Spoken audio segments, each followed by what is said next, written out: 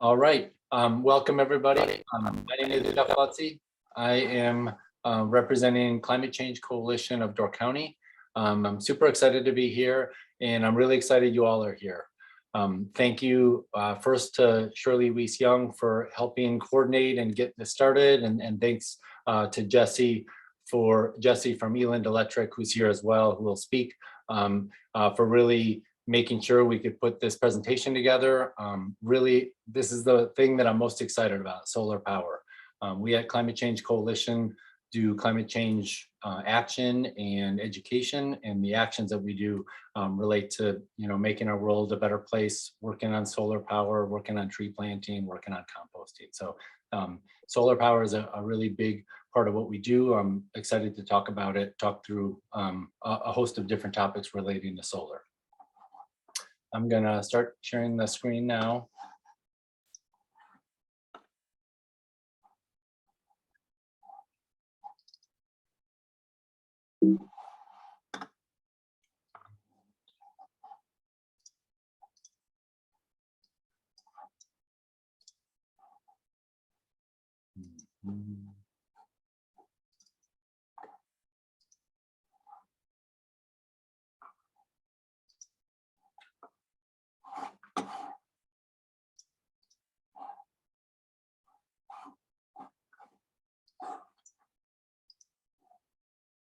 Okay, good. If anyone that can see the presentation, give a thumb up to make sure we're presenting, that would be great. Okay, excellent. Okay, well, good. And yeah, thank you. We'll get started now with a formal presentation. Again, as mentioned, and as you know, from whatever brought you here, we're excited that you're here. We're here to talk a bit about solar education and background, and then also talk through a group buy with Jesse and his Eland Electric team. I gave a quick introduction of myself and Climate Change Coalition. I'd like to pass it to Jesse real quick just to introduce himself, because he'll take over halfway through the presentation. Hi, I'm Jesse with Eland Electric. I'm a project manager. I've been working with Eland Electric since 2003 and have been actively trying to grow our solar department, our renewable energy department, since probably about 2005, 2006. So I manage our solar department, and Eric Edler is in attendance in the webinar as well. He's my counterpart helping me at Eland Electric. So we design and install solar photovoltaic systems for all kinds of customers from all across the state. So that's a real brief hello. Yep, great. Thanks, Jesse. All right, to get just to basically talk through what we're going to talk through after this introduction here, we'll talk through some solar benefits, a host of examples, not all of them, but a number of them, to show a couple of different cases and different styles and different designs for Door County homes and businesses and organizations. And I'll cover that, and then I'll hand over to Jesse around a little after 6:30 or so, and he'll talk through really Solar 101 and a lot of logistics on how to get started. And then we'll leave as much space as y'all would like for question and answer. All right, there's a whole host of motivations for switching to solar power at your home or business or your church.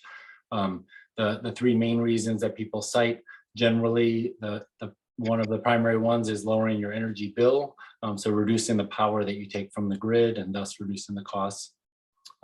Another reason relates to reducing your overall fossil fuel burning and really just keeping fossil fuels in the ground by using less of them. And by doing that, you reduce carbon dioxide that's emitted from it. And then thirdly, it's a pretty big motivation for a lot of us is just to know that we're taking action for these things. We're contributing actively and positively towards these climate change solutions. We're actively working towards living more sustainably. We're actively working to work and to inspire others.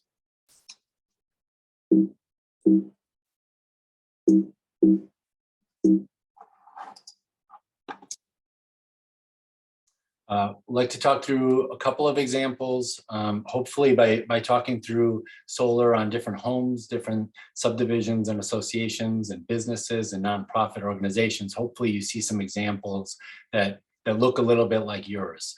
Hopefully this opens up the dialogue to me and to Jesse, but also we can get you in touch with who the folks are and who the organizations are that did this, because that for me personally and for a lot of us, that's really the first step, is to understand it's a pretty big step to go solar.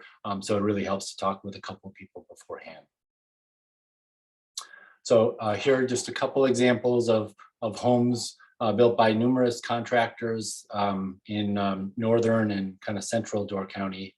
The upper left-hand corner is up in Ellison Bay. You can see it's a ground mount separated from where the house is. The house is about 150 feet away or so. So that's a common way based on where trees are or your roof status or any number of cases, but sometimes a ground mount makes more sense. The upper middle, Egg Harbor, this is a new house built by Verge Temi. You've probably driven by it. It's by Crest Pavilion. So you can see the solar array. That's a pretty standard and classic roof mount design. The upper right-hand one is a design from a handful of years ago in the Egg Harbor area, built and constructed by the Hip and Steel Group. And that's, yeah, so that's in the rural Egg Harbor area. Lower left-hand side, this is colleague Roy and Mary's house.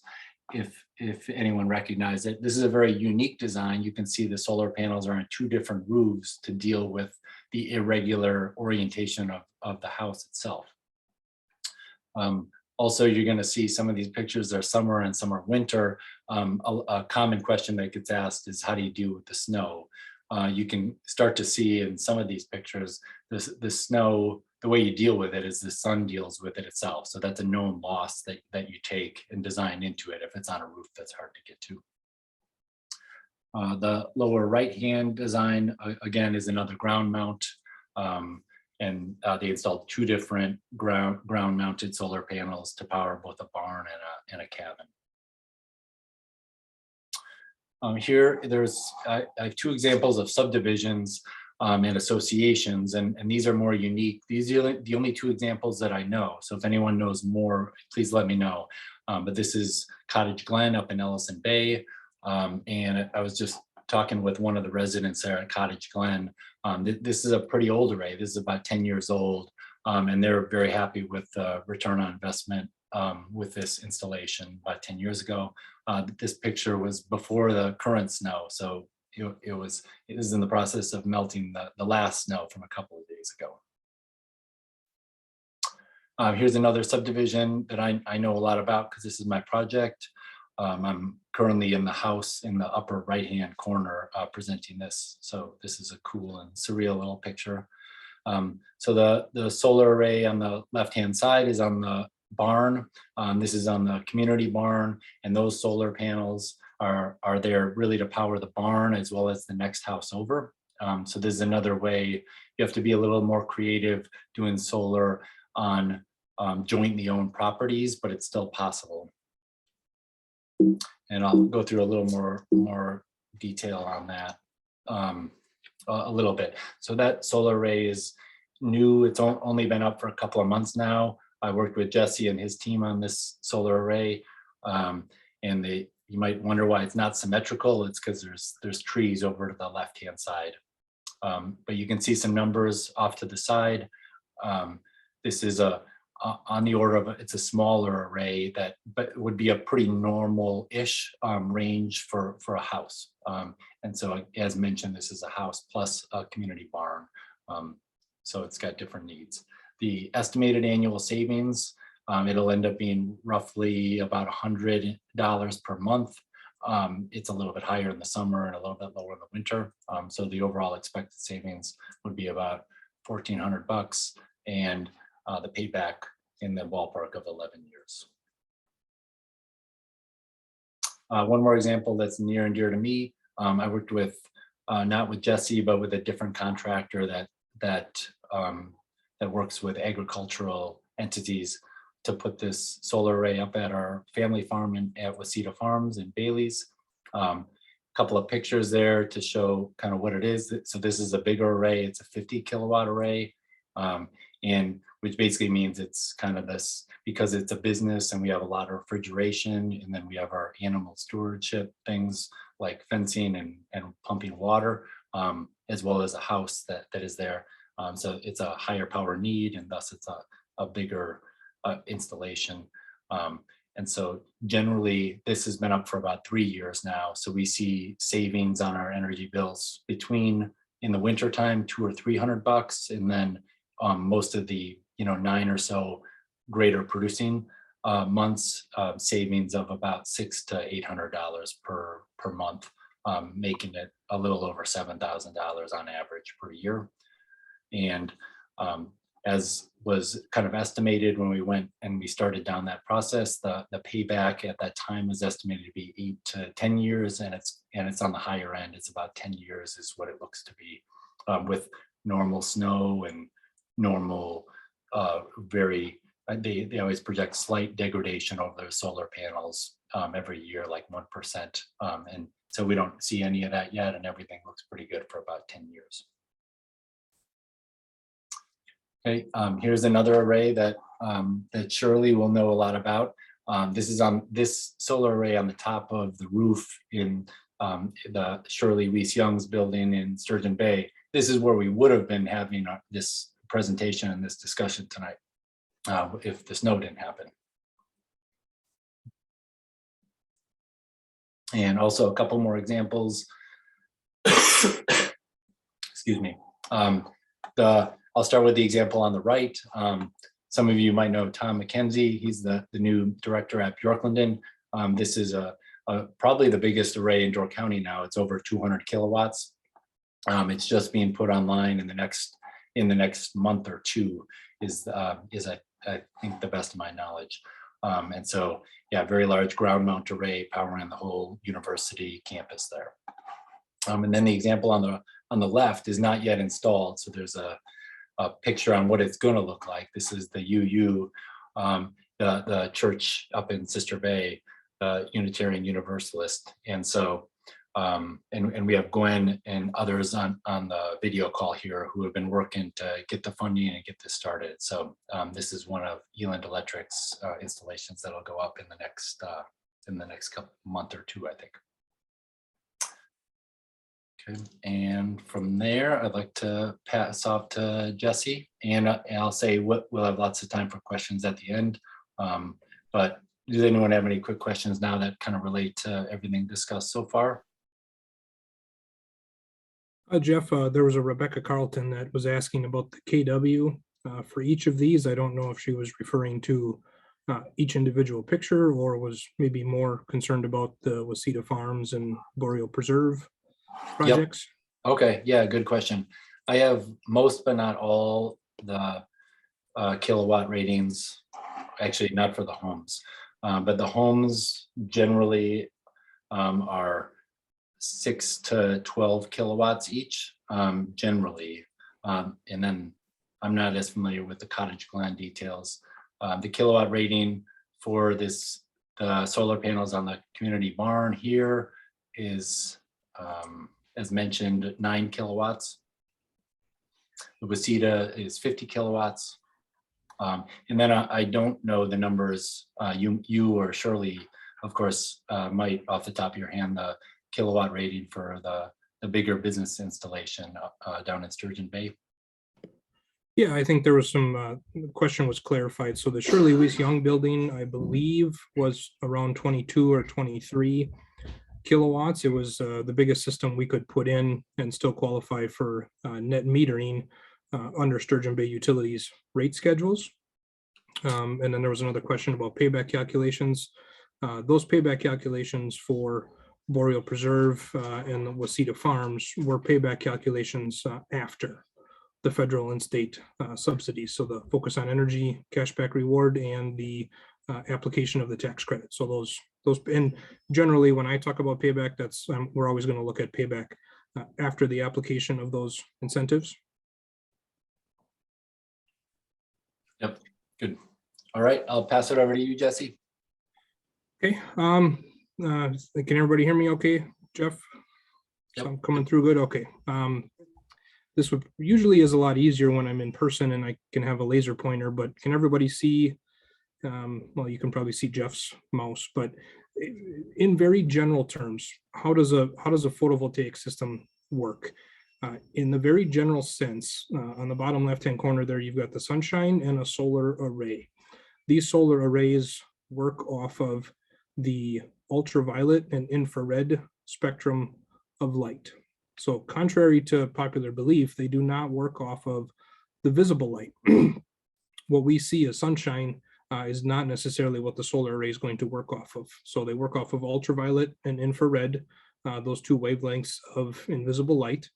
And then those solar panels will convert that sunshine into DC electricity, so direct current electricity. And because our homes and businesses, everything we have uses alternating current or AC power distribution, we need that grid-tied inverter. That grid-tied inverter is the next item to the right of the solar array. That's what is going to convert our DC solar energy, into AC energy for us to use in our homes and businesses. The conventional type of connection would take the output of that grid-tied inverter and tie it into our main circuit breaker panel, whether that's in, I'm probably going to say basement a lot, but I know most of Door County doesn't have basements, so I apologize ahead of time for that. But most of the time, this would backfeed into your main electrical panel, which is also connected to the utility meter from the grid. The utility meter is going to be what's called a bidirectional utility meter, and you can kind of see the arrows flowing in both directions, and that is exactly what happens. When the sun is shining and the home is consuming power, you're going to be consuming power from the solar system first. If a cloud passes over, or at nighttime, or if the panels happen to be covered in snow, your home will just automatically consume the power that it needs from the grid. In a scenario where you have more solar power being produced than the home can consume, your excess solar energy will actually flow backwards through the utility meter onto the grid, helping power up your neighbors, businesses, and homes. That meter will record energy in both directions. It's why we call it a bidirectional utility meter. So that's a real brief, basic overview of how a photovoltaic or PV system works. Next one, Jeff.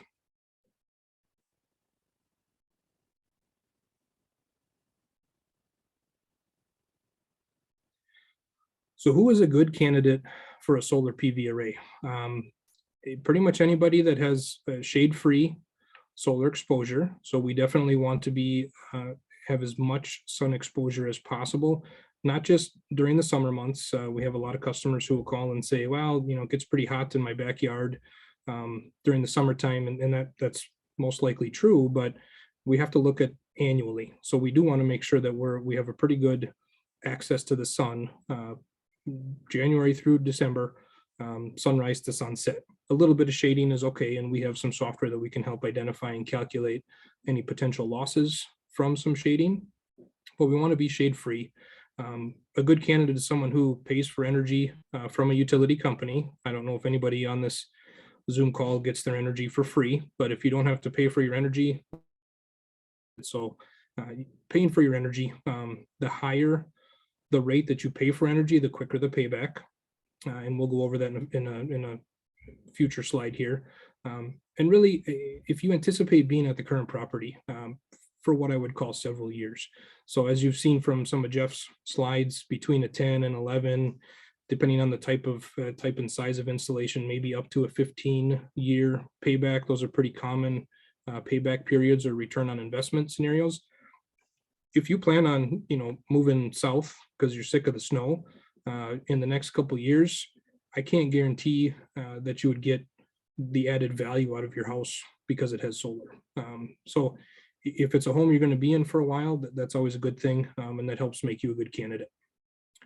Next slide, Jeff. Who is not a great candidate? Anybody that is nestled in the middle of the woods. So if you have a lot of shade cover on the roof or on the property, if you have moss growing on your shingles, it's highly likely that you're not a good candidate for solar. Doesn't mean we can't put it in. You're just not going to see the value, the generation out of the system and the savings on your utility bill.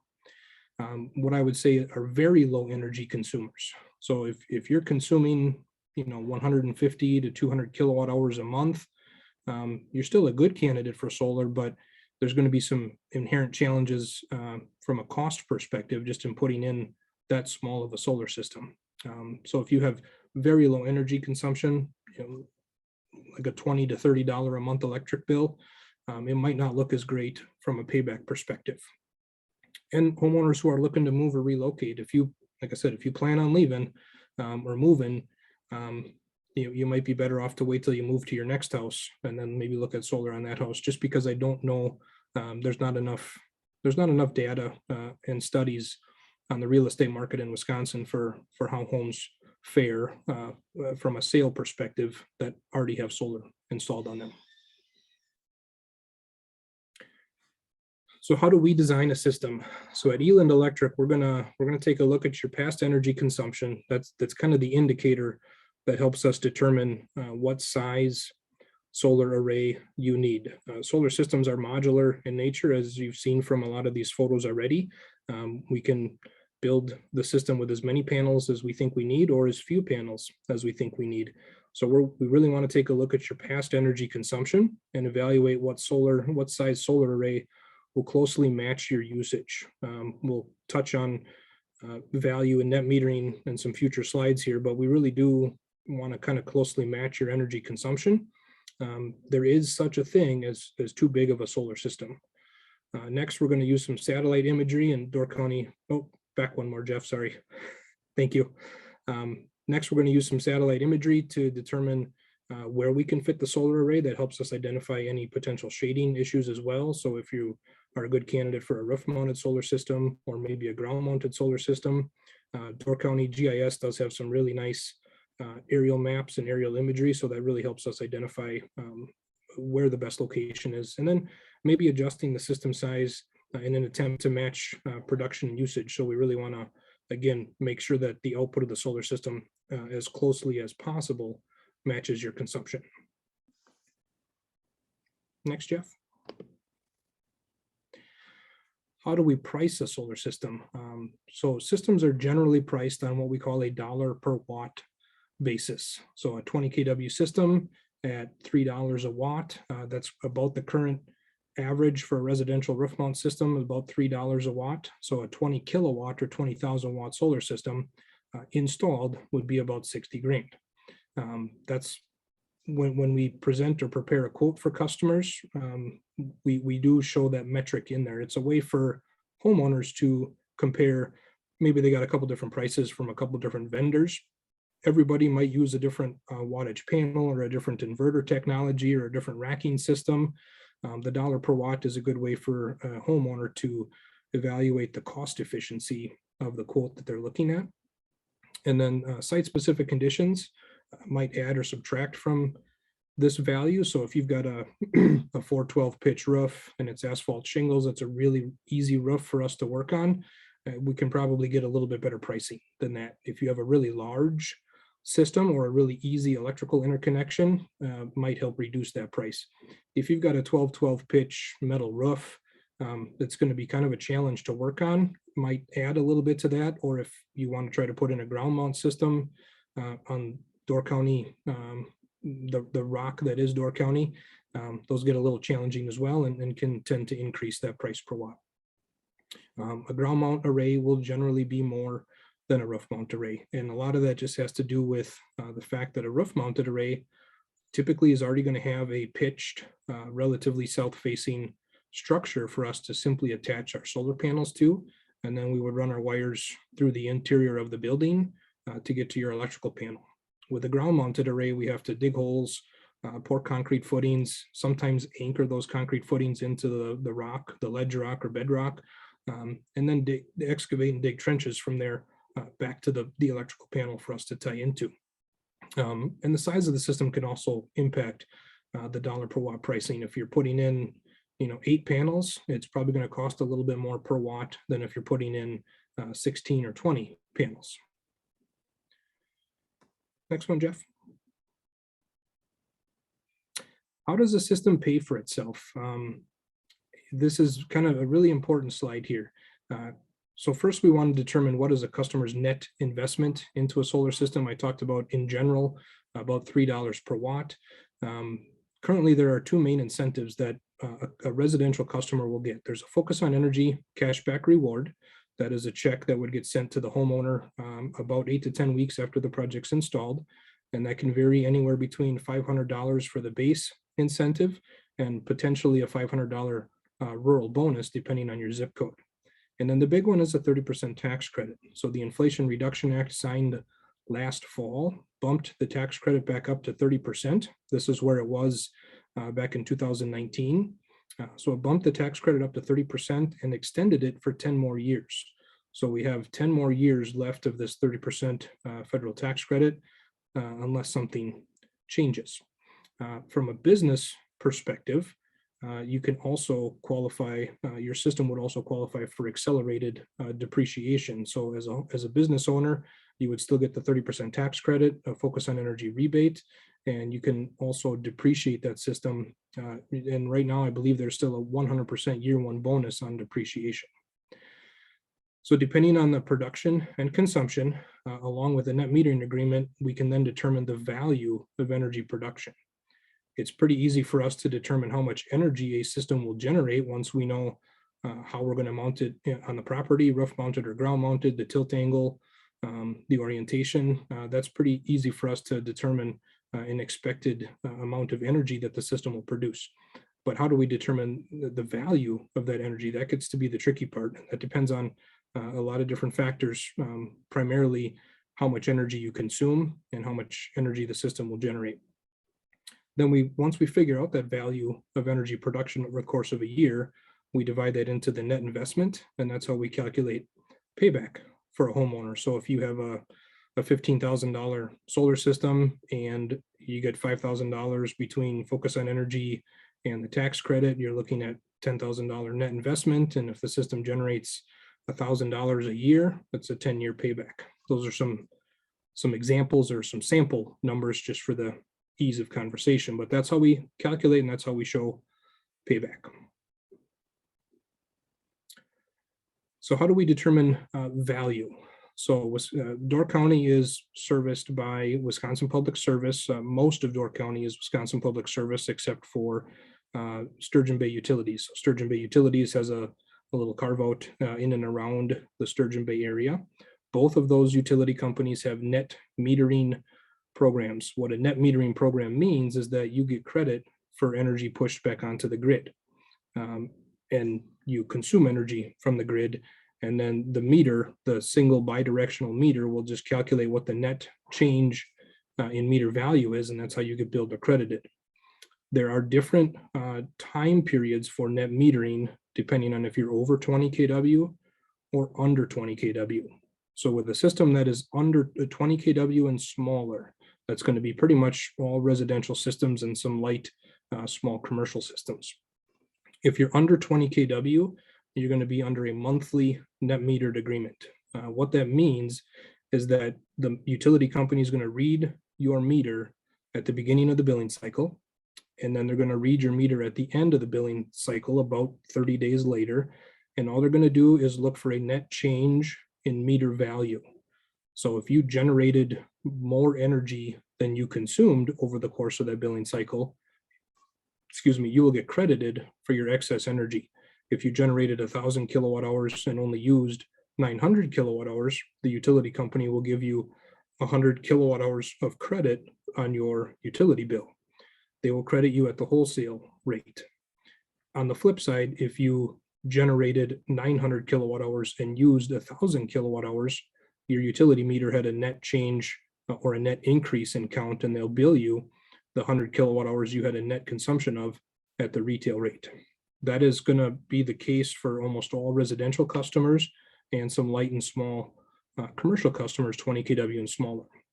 Once you go above 20 kW in system size, the utilities will change to a 15-minute net metering or net billing.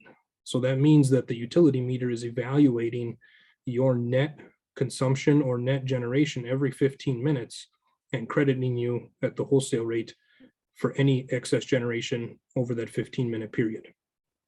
So unless you're a really large commercial customer, it's more than likely going to be advantageous to stick around the 20 kW range just because of the way net metering works.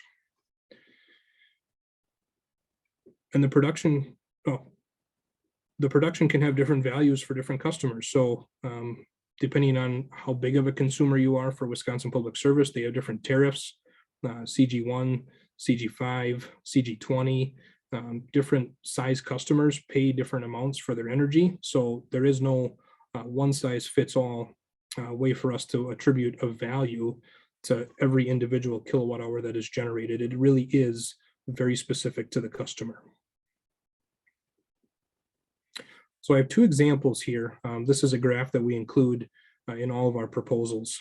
I have two examples here, same size system, same cost installed, performing exactly the same for two separate customers. So example one is an 8 kilowatt solar system, $24,000 installed. We're assuming this is a rural customer, so they're going to get a $1,000 focus on energy rebate and a $6,900 tax credit. The system would generate about 10,300 kilowatt hours annually. So if you look at the graph on the right-hand side, that yellow shaded area, those are months where the solar system is producing more energy than the customer is consuming. So this customer happens to have a lot of excess generation. Only 71% of the total solar production is offsetting the retail purchase. And if you look at that graph, the vertical axis is kilowatt hours and the horizontal axis is time, January through December. So you can see the very far left-hand side of that graph. In January, this customer generated about 220 kilowatt hours, and then they consumed about 475 kilowatt hours. So that red shaded area, that's where they're going to get a bill in the wintertime. That green shaded area is energy that this customer no longer has to pay for. That's energy that's being generated by the solar system, offsetting their retail purchase. But in this particular example, this system, in my design opinion, is oversized. It's too big of a system for this customer. 71% is offsetting their retail purchase, which means 29%, just shy of a third of the total production is being sold to the utility company at the wholesale rate. And the wholesale rate is about half as much as the retail rate. So this customer has a value of production of about $1,200 a year, and a simple payback is about 13 and a half years. Example two, same exact size solar system, same cost, same rebates, same production. This customer just used a little bit more energy. So this is what I would call a properly sized system. And I would say maybe even a little undersized. We could probably get away with a couple more panels on this particular case study, but this customer only has 6% of the solar production being sold at the wholesale rate. Therefore, the value of production is higher, $1,365. So a simple payback of just under 12 years. So we went from 13 and a half down to 12. And nothing changed in the size of the system, the cost of the system, or the production of the system. And I wanted to take some time in this presentation to really stress and point out that systems really should be designed based on a customer's energy consumption, because it can have a reasonable impact on the payback if it's oversized. And we see a lot of people end up doing that. They get a system that's too big for them, and the utilities can change the wholesale rate kind of as they see fit. So it wouldn't be uncommon for the utility to all of a sudden say, we're going to start paying you less for your excess production. And then it can really have a negative impact on the payback. Next one, Jeff. So I kind of touched on this already, but what is net metering? Net metering is how the utility companies will let you connect your solar system to their grid. And it really has to do with how you get billed and credited for your consumption and solar production. Net metering can come in either monthly or 15-minute time intervals, and that really depends on the system size. Both WPS and Sturgeon Bay utilities have 20 kW caps or cutoff sizes. Between 20 kW and smaller is going to be monthly net metering, and 20 kW and larger is going to be 15-minute net metering. This determines how you're credited and when you're credited at the wholesale or billed at retail. And it does vary by utility. I put this in here because anybody that might have a different home in a different part of the state that might be looking at this, for example, We Energies down in the Fox Valley area has a net metering cap of a monthly net metering cap of 300 kilowatts. So a 300 kW system in Appleton would qualify for monthly net metering, but it would not qualify for monthly net metering up in Door County, whether it's Wisconsin Public Service or Sturgeon Bay Utilities.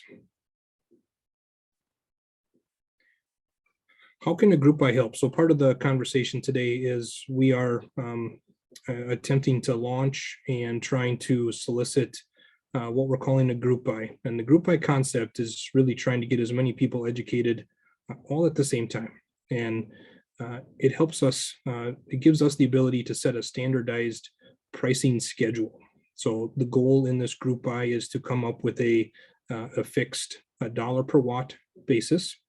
And then customers will have the choice for some options, whether they want ground mounted or roof mounted, and some of these site specific conditions can trigger some increases or decreases in that base level pricing. This allows us to purchase materials in bulk.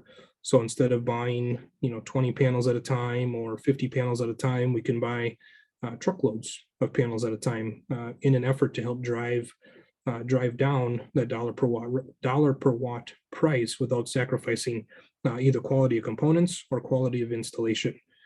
Really, the savings is going to be in buying materials in bulk. There will be some optional items in there, like storage batteries for emergency backup power, or some added features to the usage production monitoring. So we can add consumption monitoring, so that in the app or website that you would use to monitor your system, you can also monitor how much energy you're consuming in the home. And then it lowers the price per watt, which ultimately will help customers achieve a quicker payback on these systems. So that's kind of the basic group buy concept. I did want to include just a couple of visual examples of what the monitoring. So every solar system that we install is going to come with some form of energy monitoring. This is an N-phase microinverter example, which is what we would hope to use for all of these Door County customers as part of the group buy. With the N-phase microinverter, you can see the performance of every individual panel. And this is a graphical representation for a customer of ours, exactly how they are installed on this customer's roof. So you can see the upper left-hand group of panels there. Those are installed on the customer's house. And then the garage has a group of panels. And then on the back of the house, there is another group of panels. You can see how much energy each individual panel has produced, over time. If anybody's curious why the back of the house panels have generated less, it's because they're not south-facing. So the house and the garage are south-facing roof structures. The back of the house is an east-facing roof structure, and that's why those panels have generated less energy over time. There's also an app. This app is showing what the energy consumption monitoring looks like. So for this particular customer on the left-hand side, they can see on that particular day, April 9th, 2021, they consumed, at this point in time, they consumed 15 kilowatt hours from the grid, and they had generated 14.8 kilowatt hours from the solar array. They had a net import of 10.5 kilowatt hours. Some of those numbers don't add up mathematically, but that has to do with when the energy was generated and consumed. So every system that we would put in is going to come with a basic level of performance monitoring, so that you as a homeowner and property owner can make sure that every part of your system is functioning the way it was designed and intended. And next. So how to start the evaluation process. Basically, for you as potential solar system owners, the most important thing we could ever ask from any customer is to collect their energy usage data. So for those of you that are part of Sturgeon Bay Utilities, you can reach out to Marky Brochure. I don't know if I'm pronouncing her last name correctly, but Markey at Sturgeon Bay Utilities. You can call Sturgeon Bay Utilities and they'll typically email you a report showing you how much energy you've consumed over time.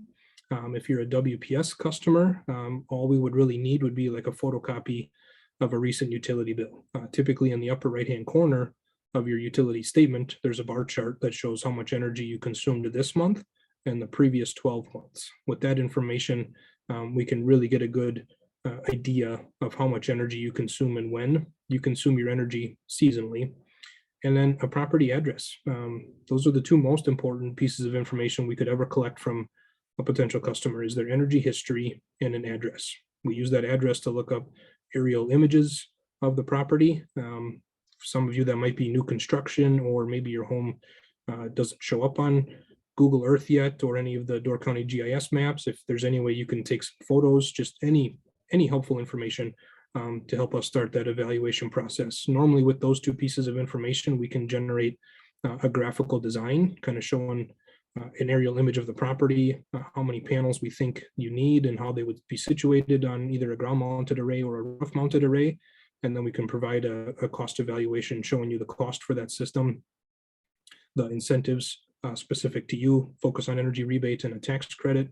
And then because of your usage, we can really start to calculate what that value of energy production is. When you're which months of the year you might produce excess energy, which months of the year you're going to underproduce, and then that allows us to show you a fairly realistic payback or a return on investment.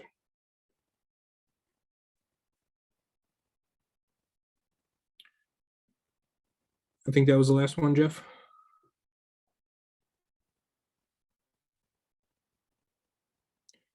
You're still muted, Jeff.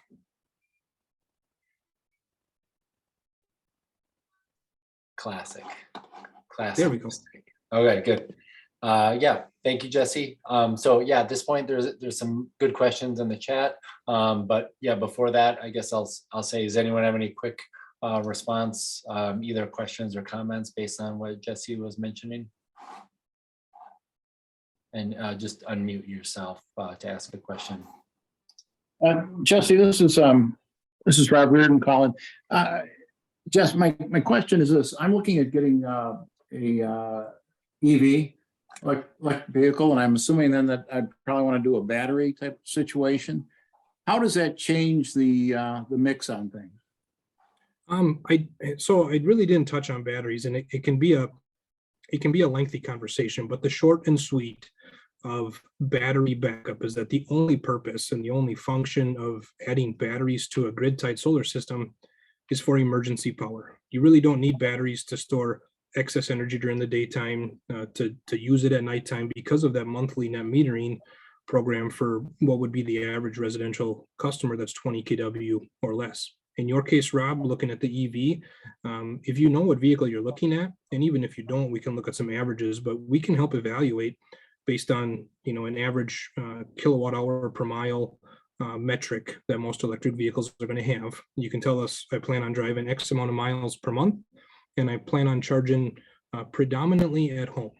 80% of the time I'm going to charge at home, 20% of the time I'm going to charge at, the local whatever station that you might have in town. I don't know if Door County has a lot of public EV chargers yet, but we can start to calculate, okay, if you're going to get this electric car, you're going to drive X miles a month or X miles a year, you're going to use or consume an extra X number of kilowatt hours per month. And then we can start to work the math backwards to add that to your historical usage, and then kind of redesign the system, design the system for that future use, future increase from the electric vehicle.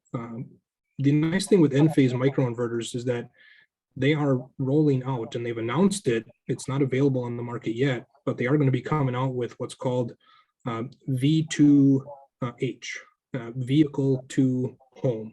So they're going to come out with a bidirectional system controller that, for you as an EV owner, during a power failure or during a grid failure, you can plug your electric car into your solar system and into your house and actually run your house off of your car battery.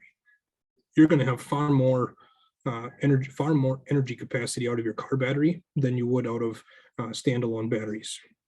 Did that did I answer your question, Rob, or did I create more? No, I think you answered it very well. Particularly the monthly metering, I can see where that would play into that. Yeah, and it's something we help a lot of customers with who are contemplating, even people that call us and just, say, hey, I see all these studies, and, you can find a lot of information on the web. Not all of it is great, but, some realistic, what's it going to cost me to charge my car at home if I drive this many miles, per month? We can help with those calculations. Great. Hey, Jesse, one thing you touched on, there's another question in the chat from Alec Bath. He asked about inverters. You talked about in phase. Real generally for everybody, you can either invert and change from DC to AC in a couple of different ways. And the question is, hey, do you always spec in phase microinverter architectures? Any thoughts on microinverter or a bigger inverter, where you take all the DC and bring it in your house and bring it through a bigger inversion? So yeah, your thoughts on that, Jesse? Yeah, that's a fantastic question. I always have thoughts. I could go on for probably hours tonight, but I'll try to keep it short. We generally spec out N-phase microinverters on almost all of our residential applications and even some of our light commercial applications. The National Electrical Code since 2014 has required what's called rapid shutdown, and that's the ability to flip one singular switch and limit the output of the solar panels to less than 1 volt DC or to 1 volt DC or less around the extent of every individual solar panel. So when we use large string inverters that don't have rapid shutdown devices, it's not code compliant anymore. So what we can do with those large string inverters like an SMA or a Fronius or a Solar Edge is incorporate individual module level power electronics. MLPE is the acronym for that, module level power electronics. Because we still have to buy and mount one device behind every solar panel with that MLPE, when we use microinverters, we just don't have to mount or install a large central string inverter.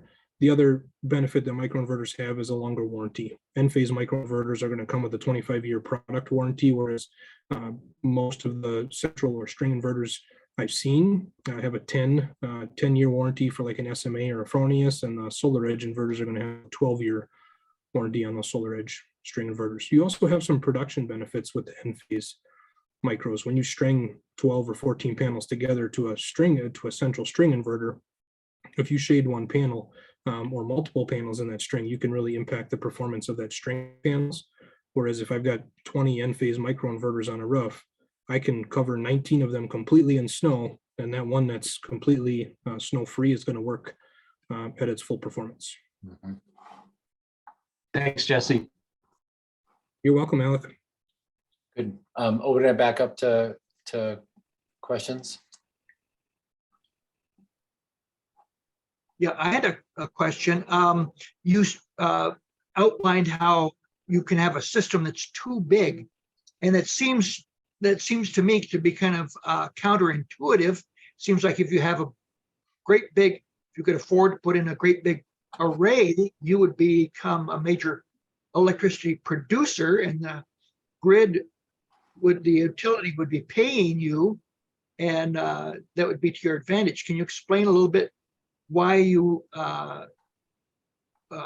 what the disadvantage of having a larger array than what you actually consume? Again, I didn't quite grasp the argument for that. Yeah, and that's a really good question. Some of this might boil down to an individual person's reason or desire for putting in solar systems.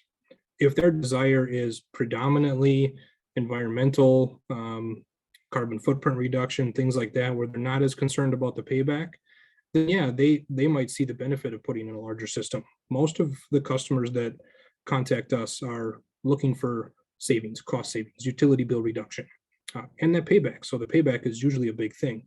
If you put in a system that's too big, all of that excess monthly energy is being sold to the utility company at about half of the price as what you're buying it from them. So if a homeowner, if we design a 10 kW system for a homeowner, they could certainly put in a 20 kW system. It's going to cost twice as much. It's going to produce twice as much, but the value of solar production is not going to go up by a factor of 2. Because the more energy that you have as a net excess that's sold to the utility company, there, for example, WPS will pay you about 7 cents a kilowatt hour for your excess energy, and they'll bill you almost 14 cents a kilowatt hour for your consumption. So the wholesale value, the market value of selling energy is about half as much. So that's why it can have an impact on the payback. And that's really what it boils down to, Dave, is customers who want to see the quickest payback they possibly can, having the right size system will achieve the best payback. If you wanted to, for other reasons, say that you're net zero or 100% reduction in consumption over the course of a year, we can do that. But because of our extremely short daylight hours in the wintertime, you're going to have to generate a lot of excess energy in the summer months when the daylight hours are much longer to help you get to what we call a net zero user of energy. I don't know if I clarified that or. Yeah, that cleared it up a lot. Okay. Jeff, if you want, I can just kind of start running through some of these questions in the chat here. Yep, that sounds good. Initial investment range for a typical house, that's a tough one. We've done $8,000 systems for residential homeowners, and we've done 80,000 residential systems for homeowners.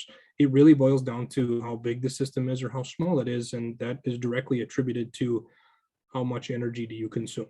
If you're a large energy user, if you're consuming 2,000 to 3,000 kilowatt hours a month, you're probably in that 18 to 20 kW range, $50,000 to $60,000 initial investment range. But if you're conservative with your energy, then you don't need as big of a system, and it's not as costly. So the cost is relatively linear to the size of the system.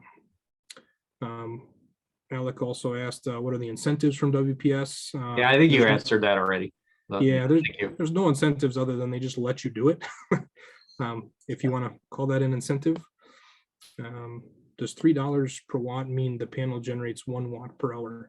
No, $3 per watt, with reference to the pricing matrix, or the kind of how we build the pricing for a solar system. It means for every watt of solar capacity we install for a homeowner, it's going to cost them about $3 per watt. So right now, average panels are around, the ones that we use are about 400 watts a piece. I know, Alec, you got some 450 watt panels in there. There are definitely bigger panels out there, but Enphase has a limit in how much output power their microinverters can handle. So the 450 watt panel gets to be a little big for the Enphase microinverter systems. But $3 a watt means if we put in 10 panels for a homeowner and they're 400 watts a piece, that's a 4,000 watt system. At $3 a watt would be about $12,000 installed. There is a mathematical formula that we can talk about and how to figure out how much energy 1 watt of solar capacity generates. And the very easiest way for me to explain it is that on average, 1 kilowatt or 1,000 watts of solar power will generate about 1,250 kilowatt hours of energy per year. So a 1 kilowatt solar array will generate about 1,250 kilowatt hours per year.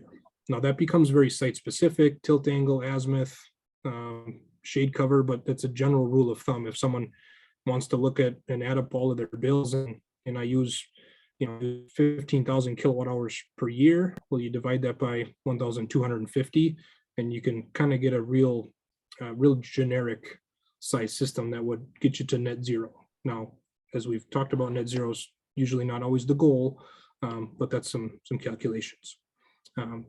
Another question here, can a system be installed in phases? Absolutely. We do that very frequently. Some people, bless you,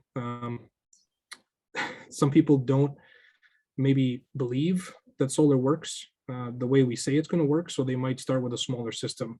We think they need a 10 kW system based on their energy consumption, but whether they don't believe it or they can't afford it, they just want to start with maybe a 4 or a 5 kW system. We can do it in phases. So we can put in 10 panels, and then a couple of years from now, you can expand and add another 10 panels. The only disadvantage would be, or the major disadvantage would be aesthetics. Modules tend to change physical size and electrical size as time goes on. So panels 5 years from now might not physically and aesthetically match the panels that you would put in today. Another question here, it would seem the advantage for retired couples would be much less since their tax burden could easily be less than any credit offset from solar installations. Is this correct? I don't know if I have all of the information to answer that question, but on the surface, yes, it's correct. If you do not have tax liability, or in the case of this question, tax burden, you can't reduce your tax liability to less than zero with a tax credit. So if you only have $2,500 in tax liability, when you get to the end of the year and you've got a $5,000 tax credit, you're only going to reduce your tax liability to zero. You can carry forward any unused portion of that credit to subsequent years. The caveat is that the Inflation Reduction Act created a mechanism for nonprofits who never had any ability or tax burden or no use for the tax credit. They can now take a direct tax payment. So nonprofits like UUFDC or any other nonprofit in Door County, they can get a direct tax payment from the federal government. We don't know if that's going to apply to retired couples who maybe don't have a tax burden, but so there's a lot to be worked out in the details of that Inflation Reduction Act yet. But to Kathy's question, yeah, you check with your tax advisor. We are in tax season right now, so everybody's probably in the midst of filing their taxes. So now would be a good time to maybe ask that question of your tax advisor or accountant or CPA. Hey, we're contemplating putting solar. What was my tax burden? What was my tax liability? Could I take advantage of that tax credit? Now's a good time to ask that question. Jeff's asking what brand solar panels do we typically use? We typically use REC, REC panels. They're not American made, unfortunately. We wish they were, but REC is headquartered out of Norway. They've been making panels since 1996. So the longest remaining solar panel manufacturers around. The reason we like the REC panel is because it is a fully integrated module manufacturer. What that means is that they make their own solar cells that get assembled into the solar panels. Other module manufacturers might buy solar cells from China or Korea or Vietnam. There's a couple really big cell manufacturing plants, and a lot of module manufacturers will buy cells on the open market and then build them into their module. REC makes their own cells, so they're fully integrated. They have their thumb on quality control from start to beginning, from start to finish. And they have one of the lowest defect rates in the industry. I want to say it's like 2 parts per million is what their published defect rate is for modules. Another question here, is this the correct forum for opening a discussion on solar communities? I'm not sure on that one. Possibly. Might be Jeff, maybe, I don't know if this was the right place for that. Yeah. Yeah, I don't think we'll be able to make it very far, but I will say, as you know, the nonprofit that I represent, I'm really excited about the potential of a solar garden or a community solar anytime. The only potential we have for that, it seems, due to laws and regulations, are with Sturgeon Bay Utility, because WPS will just be a lot harder to do something like that. But yeah, the rules are difficult for any entity to be a producer due to the way the rules are for the sanctioned utilities. So Gwen, let's talk about that offline. I'm as excited as you are, I think. Okay. Kiefer's a question here, planning on getting EV. I think I kind of touched on this. Yes, Enphase is trying to also be in front of that conversation, and they're trying to incorporate their own products to be able to be vehicle to home compatible. And Enphase has a video on their website that they announced this two weeks ago, I think is when they made the announcement. They're hoping, what I read was by the end of this calendar year is when they hope to have that available for installation and usage. For battery systems, do we spec the Enphase IQ battery 3 and 10? Yes, we've put in about 55 of those batteries over the last 12 months in a combination between the IQ battery 3 and the IQ battery 10, which is really just a 3 of the IQ Battery 3s and that shares a mounting bracket. That's kind of the competition to Tesla's Powerwall, 10 kilowatt hours of storage capacity, 3.1 kilowatts of backup power capacity.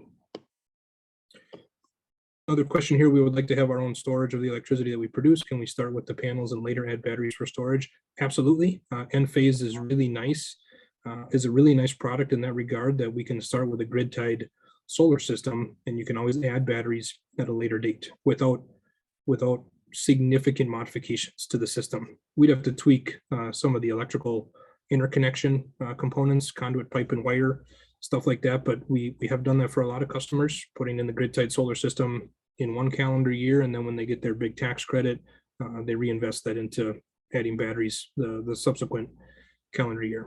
Low cost government loan programs to help afford.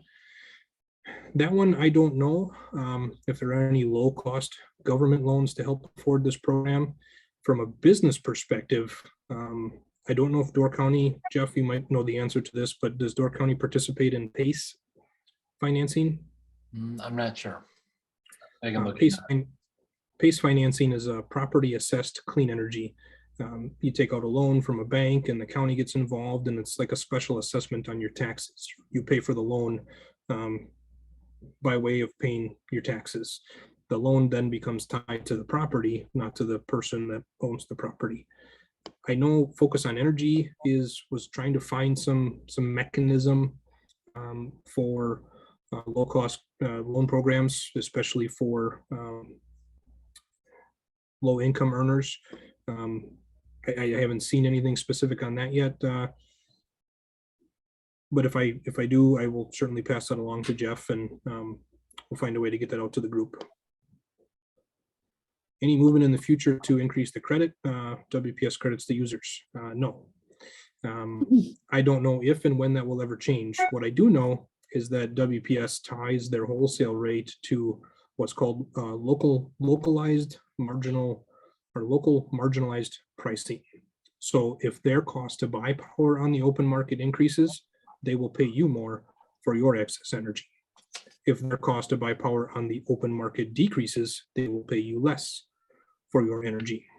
I don't envision that we will ever get to a scenario where WPS pays retail credit for monthly net excess. The caveat in all of this is that Sturgeon Bay Utilities, Marky would probably get angry if I said this, but Sturgeon Bay Utilities currently pays retail for monthly net excess.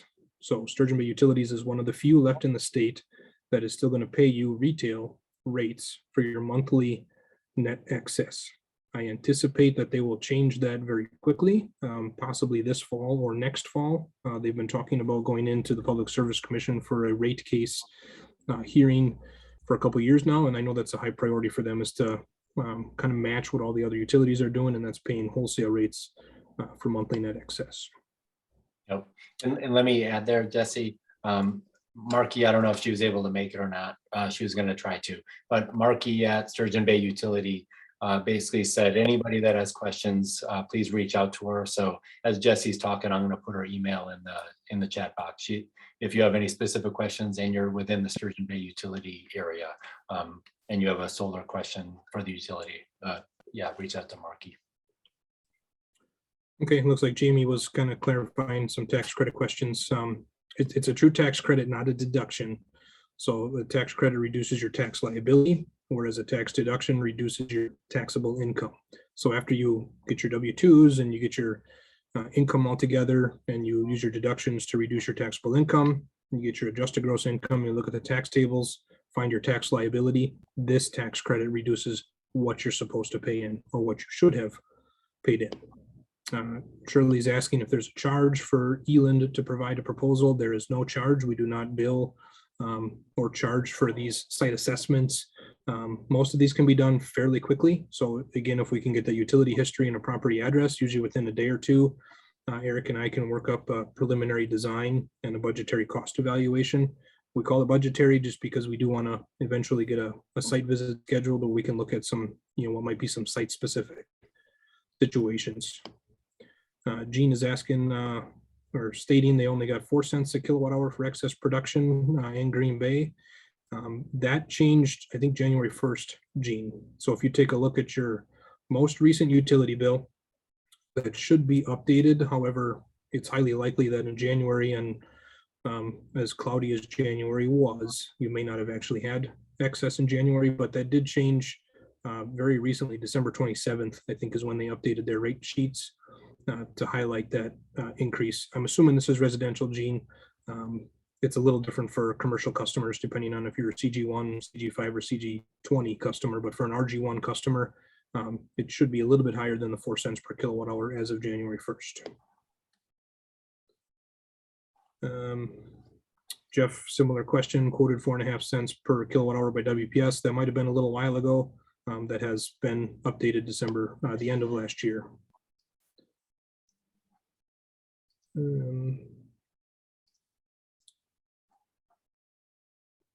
So Laura's got a question in here about 1,200 to 1,700 kilowatt hours per month. So you're close, Laura. The formula is looking at your total annual consumption, and then divide that by 1,250. So you'd probably at 1,700 kilowatt hours per month.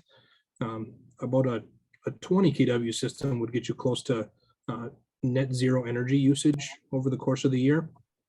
But depending on how you consume your energy, that might be too big of a system for you. So if you want to, my email address is up on the power or the presentation there. If you want to shoot me an email, if you can get us your energy history, we can definitely do something very specific for you.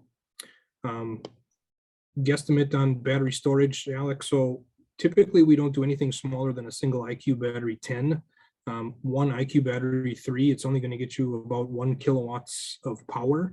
So you're looking at about 4 amps of current at 240 volts. It's probably not going to power up a lot of appliances in your house. So the general rule of thumb is the basic level of battery backup that we would add to an Enphase storage system is about $18,000, which would also be subject to the tax credit, but batteries are very expensive. Jamie has a good question here. How many people at a minimum to provide the group rate? That is still something we're working on. Jamie, I'm still working on with our vendors and our equipment suppliers to try to get some group, some bulk purchase pricing together. My goal in all of this is to, once we put this out, to not have it be limited to, we need 10 people to sign up, we need 20 people to want to put this out and be as aggressive as we possibly can with this group rate structure, hoping that we get a lot of people to participate. But at the end of the day, if we only get one, I don't want to see that be one person's fault that nobody else decided to move forward. So we don't have a minimum number of people yet, Jamie. And I don't know that we will really have a minimum number of people. We're just going to try to get the best pricing out there that we can. And a traditional group buy, if you've seen them happen in the other parts of the state, a traditional group buy is going to have kind of an opening period. So a subscription period. This is the time window in which you can sign up for a system. And then that closes, and then they start the installations. Because the tax credit is good for another 10 years, I don't see any reason why we would have to close this. Once we open this up, our goal would be to say, for anybody that lives in Door County, here's the Door County group buy pricing structure. And then we can evaluate individual usage and addresses and start developing some kind of preliminary evaluations on if we think that's the right size or the wrong size, and then do that site visit to determine, no, you've got a 60 amp old fuse box, we're going to have to upgrade your service to put this solar system in, which does happen. So there's a lot of site specific things that would allow us to really finalize that pricing. Jeff asked about how far ahead we are booking. Right now for our standard customers, anybody that just calls and asks about a solar installation, we're kind of booking out right now into late April or early May. We're anticipating a very busy year, even outside of this group buy. So because of that and the potential for added solar customers through this group buy program, we're looking at ramping up our crew size. A little bit of background on Eland is that we are an electrical contractor out of Green Bay. We employ right now about 70 electricians that work in the field for us. That bumps up anywhere as high as 100 electricians working for us in the middle of the summertime. So we're not a little mom and pop shop, which I know I don't mean that negatively. There's a lot of good things that come with those, but solar is not the only thing that we do. We are a full-blown electrical contractor, and electrical contracting is what we are experienced in. We've had a solar division since about 2005, 2006, and it's been growing ever since. So we do have the labor capacity to start to ramp up and increase the number of crews that we have actively out there working on our solar installations.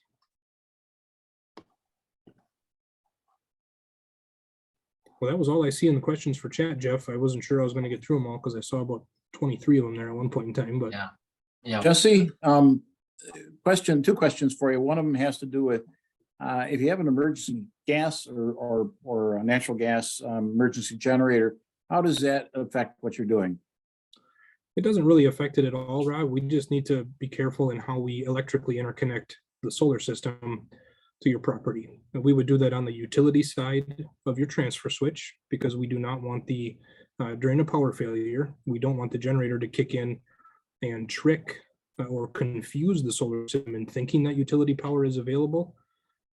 So we would just connect it on the utility side. And it's a really good question, Rob, and I can't believe I didn't have this in any of my slideshows, but a very important thing when it comes to solar systems is that if there's a grid failure or a power outage, even if it's in the middle of a sunny day, your grid tied solar system will not work.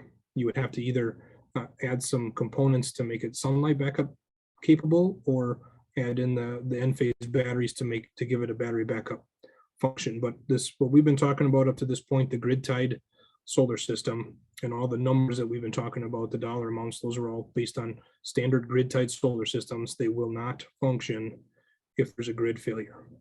And that doesn't require any manual intervention. Nobody has to turn switches off or switch things off. That's all done autonomously by the system itself. The other question I've got is that in our case, we've got our next door neighbor. If you've got someone who has a separate meter, a neighbor, they're not with you, can you provide them electricity at all, or would that have to be a separate system? You can provide them electricity through the utility company. So they'll pay you the wholesale rate and then they'll turn around and charge your neighbor the retail rate. All joking aside, no, WPS is not going to let you extend power lines across a different tax parcel or a different property. Jeff had alluded to it can be done, but usually it's got to be the same property owner. And then because they would have their own meter, WPS limits solar systems to one service or one electric service because we're feeding on the customer side of the meter. Electrically, there's some code violations if we try to tie two separate houses together. It used to be done, if anybody remembers the shared wells, homes a long time ago, way back in the day, used to have shared wells. So they would drive. Still do. Well, they still exist. I don't think you can do them new anymore. Oh yeah. We just did one this last year. Oh, really? Yeah. Okay. So that's one of the code exceptions that allows kind of two properties to be tied together electrically, so to speak. Thank you. Okay, good. Any questions we missed out there? Jesse, thanks for going through all the questions in the chat. Do we miss anything? Okay, great. I guess I'll open it back up with a couple of comments just to say, thank you, Jesse, for being here to discuss, what your work is and all the logistics, all the details. Also want to thank everybody for being here. In some ways, it might have worked out better that it's a very efficient way to have this dialogue and answer a lot of questions fast. And obviously, it's safer than driving in a snowstorm. So thanks everybody for being here. I'll ask one more question of you all. We're planning on doing more of these informational sessions. It's my role as a climate change coalition director is to do everything we can on both sides of the climate change kind of discussion. And I'm really passionate about solar power. Wanted to get your thoughts to do more information sessions like this. What worked, what didn't work, any tweaks we should do to this, either for online sessions like this, or for doing in-person discussions like we were planning on doing. The one thing I'll say we're planning on doing is geographically changing a little bit, and maybe we'll do Crest Pavilion or somewhere further up north to get it so people further up north can be involved. But yeah, I'm open. Love to hear any comments or suggestions you have to see what other information or how to do this better or differently. Dave and Rennie. You have one more question. You've got your ear to the ground. Is there any talk about subsidies, direct subsidies for installing solar? We visited Germany 7-8 years ago now, and just amazed at how many houses had solar arrays in a climate that's same latitude. And Germany supplies an enormous amount of their national output of electricity by solar and wind. Is there any talk about that outside of Congress?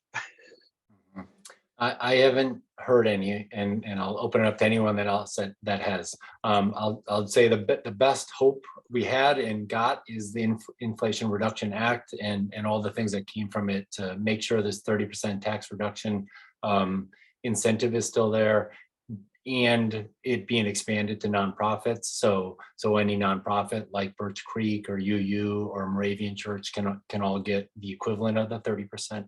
And then also the other Inflation Reduction Act things on energy reduction in your home. And that's upgrading to heat pumps and upgrading to electric devices and things. So yeah, unfortunately, your direct question, no, I don't see anything more than that, but I will say take advantage of everything that we do have. We're in a lot better spot this year than we've ever been in the past with those new good things. And I can chime in on that a little bit, Jeff, with just why Germany what Germany did. And I can't speak specifically on what they might have had for incentives or subsidies, but it's kind of the old adage of necessity is the mother of all invention. Germany's electric rates, when they became the leader globally in solar deployment, were astronomical, 50, 60 cents a kilowatt hour. So when you charge a premium for electricity, people tend to find ways to be a little more conscious and conservative. So, and that's exactly why, that's 90% of the reason why California in the United States here has been kind of the local leader, statewide leader in solar deployments. And it's been predominantly because of their utility rates. Yes, they do have a slightly better solar resource than us, but we get about the same amount of solar radiance here as Northern California gets. Southern California definitely better than us, but it's the electric rates that really drive things up. And that's Germany had for several years was a global leader in solar deployment, and a lot of it did have to do with their energy rates, what they were charging customers. If other questions or other thoughts or suggestions for us going forward to do more of these sessions? Looks like a lot of the chat responses, Jeff, are kind of virtual. Zoom or IP. Gwen had a good comment about people providing options for if solar's not physically possible at their property. I don't know. Really, the intent of this was solar group buy. So then that might be a different conversation that Jeff can maybe partake in as far as other energy cost savings measures. Yep. Frequently asked questions based on the chat, I think, is a great idea, and that's something we can definitely do. We do have a Door County Solar Group by Facebook page and a website. It's been pretty stagnant over the last couple of years. I've been trying to kind of launch this group by since pre-pandemic days back in the summer of 2019, and we had a good head of steam going, and then kind of got derailed pretty heavily there. So we're gonna kind of get back together, get back on top of that, and start pushing and promoting things. At least I will, through the Door County Solar Facebook page and the Door County Solar website as well. Rob asked about when we expect to start this. We're hoping to have this pricing schedule done by spring, middle of the spring, and that I would anticipate installations could start occurring late summer, early fall.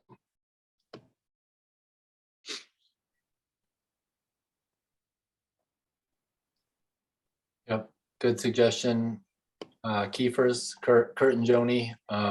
We'll try and whenever we have physical options for any presentations we have in the future, we'll try and make sure it goes both ways. We've done that and it gets a little bit clunky, but I realize the benefit of it, having both physical connection, having meetings and presentations together, but also keeping it open to Zoom for everybody that can't make it.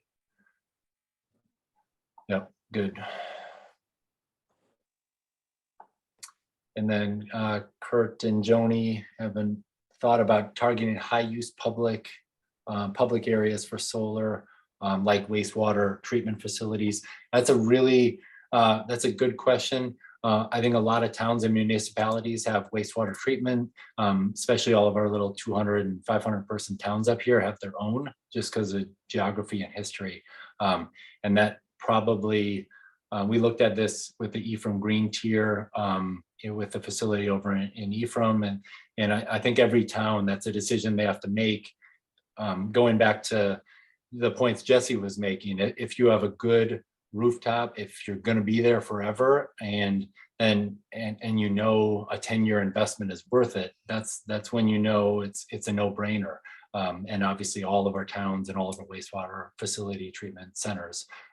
So that's something, get active and talk to your town and village chair people, because usually it's a slam dunk to put solar panels on the roof of those places. Okay. One other quick question, if I could, our company, Cellcom, installed cellular sites using solar. We found that wind power was actually a real advantage also, particularly during the winter months, and otherwise, and in our case, they're off the grid, so we definitely need to have a service there. Is there any advantage or any thought to using a wind and solar type of solution? Has that been discussed? This is Jesse again, Rob. We've had customers look at it. At the end of the day, residential customers are going to be limited to 20 kilowatts of distributed generating resources. So that would be a combination of solar, wind, hydro, bio, any type of renewable generating source is all summed up together or added together to reach that or stay under or exceed that threshold. And in most cases, wind definitely works. It can be a challenge depending on the municipality. So there's always, I'm trying to tiptoe around this here, but there are some municipalities that can simply and legally say, no, you can't. The nice thing with solar is that Wisconsin does have some really robust state statutes, what we call solar access rights. There is nothing a municipality can do to stop you or block you from putting in solar. You have solar access rights as a person that lives in Wisconsin and has property in Wisconsin. You have state statute rights to the solar access. So I've attended a couple of town hall meetings, and it's what I would call the pitchfork and torch style town hall meetings. People very upset about, a customer putting in a ground mounted solar array because it blocked somebody's view. At the end of the day, we just presented those state statutes and they said, so it looks like we can't do anything. And the attorney said, no, you can't. And that was the end of it. So, but there are very limited wind access rights. There are some, but there's a lot of workarounds for the municipalities to still at the end of the day say, no, we don't like it, you can't do it. As I say, in ours, we're way off the grid on Washington Island, which has no power, and one out in the middle of the field, so, or way out in the middle of nowhere. So yeah, I can understand that. Yeah, we typically see those in the off-grid applications. Someone, or something really trying to be powered truly off the grid, where you need that. If it's not sunny, it's usually windy. If it's not windy, it's usually sunny. So they do kind of work hand in hand. If you really do need that steady stream of renewable energy, but because of the net metering, and the lack of maintenance involved in a solar system. All of our customers usually just end up putting a few more solar panels in to offset what would have been produced by a wind turbine, to not have to worry about, any particular maintenance. Sounds good. Great. All right, anything else? Any other questions? Okay, well, great. Thank you very much. Yeah, thank you very much for your time. We really appreciate it. If there's anything we missed, if there's any specific questions relating to Jesse and the work at Eland relating to getting started, obviously talk to Jesse. You can see his email and his phone numbers, both work and mobile. Any questions related to the programming that we do at Climate Change Coalition, education on all of our things, tree planting, compost, solar, or any kind of climate change education. My contact information is there. So yeah, don't hesitate. Let me know. So yeah, thank you very much, everybody, and have a great night. Stay safe and stay warm. Thank you very much. Remind everybody about the Every Day is Earth Day festival coming up in April. Yep, exactly. Way to discuss exactly this kind of thing. Yep, yeah, very good, Dave. Yeah, there are multiple events happening over a couple day span over Earth Day, call it weekend, at Crossroads and at Crest Pavilion and a couple other things. We have a bunch of community tree plantings planned. And so, yeah, you can always connect with me directly on that or sign up for our newsletter. But yeah, multiple other ways through green tier organizations, you'll be able to stay connected with a lot of good work happening on Earth Day and leading up to it.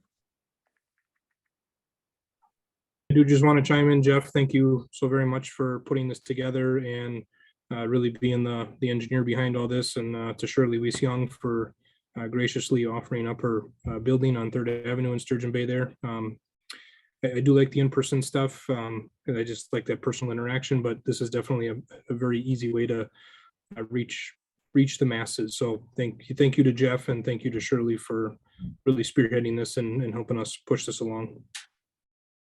Yep, you bet. And thank you, Jesse. Thanks for your time. So yeah, thanks everybody. Thanks so much. Yep, thank you. Have a good night. Thank you, guys. Good night.